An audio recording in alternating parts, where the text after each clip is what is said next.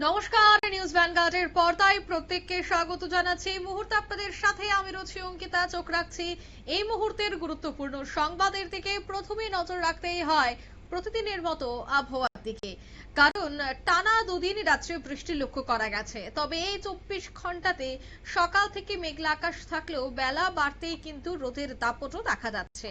তবে সে রোদের দাপট আর বেশিক্ষণ থাকছে না, কারণ ঘূর্ণাবর্তের জেরে রাজ্যে ঝড় বৃষ্টির সম্ভাবনা পূর্বাভাস কিন্তু দেওয়া হয়েছে। আকাশ জুড়ে দুর্যোগের মেঘ, বজ্রপাত নিয়ে বাড়তে সতর্কতা। 7 থেকে 13ই আগস্ট স্বাভাবিকের চেয়ে বেশি বৃষ্টিপাতের সম্ভাবনা। বিস্তারিত সে বিষয়ে জানবো। টেলিফোন লাইনে যুক্ত হয়ে গেছে প্রতিনিধি শতাব্দী দেবনাথ। শতাব্দী, ঠিক কি জানতে পারছো?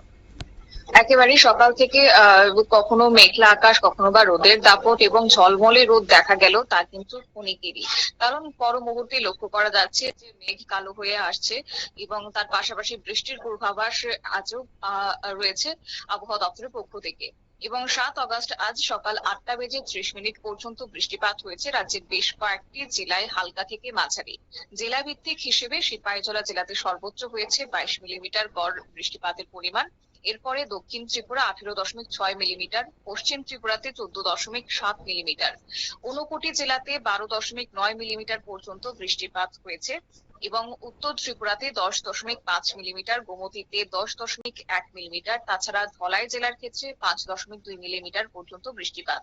খোয়াই জেলাতেও 1.7 মিলিমিটার পর্যন্ত বৃষ্টিপাত হয়েছে।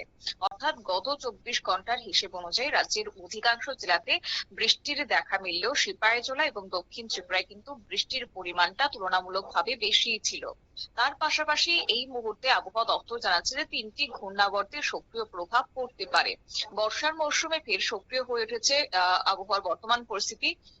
বজ্রবিদ্যুৎ সহ বৃষ্টির ভারী সম্ভাবনা রয়েছে।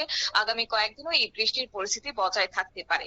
আর আবহাওয়ার এই পরিবর্তনের নেপথ্যেই রয়েছে যে আবহাওয়ার বর্তমানে যে সক্রিয়তা, একদিকে মৌসুমী অক্ষরেখা রাজ্যের কাছাকাছি অবস্থান করছে, একই সঙ্গে বিহার সংলগ্ন তোমার উত্তর পূর্ব বাংলাদেশ, অসমে আরো 2টি ঘূর্ণাবর্ত সক্রিয় রয়েছে। এই 3টি ঘূর্ণাবর্ত মৌসুমী অক্ষরেখা সম্মিলিত প্রভাবেই বঙ্গোপসাগর থেকে প্রচুর পরিমাণে জলীয় বাষ্প রাজ্যের মধ্যে ঢুকছে, আর সেই জলীয় বাষ্পই বৃষ্টির জন্য পরিবেশ তৈরি করছে। এর জেরে বিভিন্ন জেলাতে বজ্রবিদ্যুৎ সহ বৃষ্টি, কোথাও কোথাও ভারী বৃষ্টিরও পরিমাণ লক্ষ্য করা যাচ্ছে। তাছাড়া তোমার আজ 7 আগস্ট থেকে আগামী 13 আগস্ট পর্যন্ত ত্রিপুরায় স্বাভাবিকের তুলনায় বেশি বৃষ্টিপাতের সম্ভাবনা রয়েছে।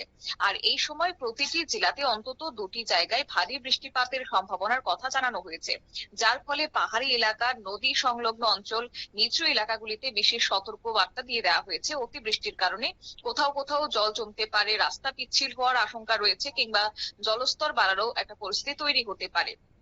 তবে হ্যাঁ, এখানে কিন্তু শেষ নয়, কারণ 14 আগস্ট থেকে 20 আগস্ট পর্যন্ত বৃষ্টিপাতের পরিমাণ স্বাভাবিকের তুলনায় কিছুটা কমতে পারে।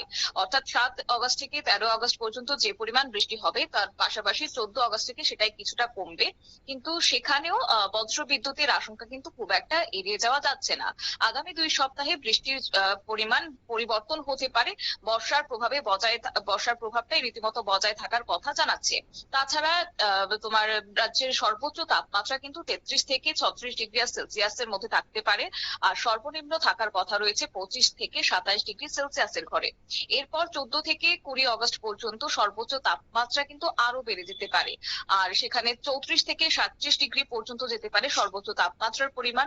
সর্বনিম্ন তাপমাত্রা 26 থেকে 28 ডিগ্রি সেলসিয়াসের মধ্যে থাকার সম্ভাবনা রয়েছে।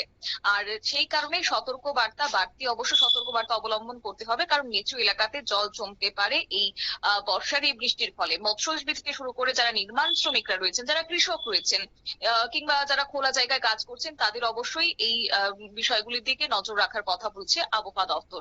সব মিলিয়ে মৌসুমী অক্ষরেখার অবস্থান এবং একাধিক ঘূর্ণাবর্তের প্রভাবে আগামী দিনগুলিতেও কিন্তু বৃষ্টির পরিমাণটা যথেষ্ট পরিমাণে বাড়তে পারে। অঙ্কিতা, একদমই, ধন্যবাদ। অর্থাৎ বৃষ্টির পরিমাণ আগামী কয়েকদিনে আরো বাড়তে পারে। 7 থেকে 13ই আগস্ট স্বাভাবিকের থেকে বেশি বৃষ্টিপাতের সম্ভাবনা রয়েছে গোটা রাজ্য এবং উত্তর পূর্বাঞ্চল জুড়ে। নিয়ে নিচ্ছে ছোট্ট একটি বিজ্ঞাপন বিরতির, সঙ্গে থাকুন।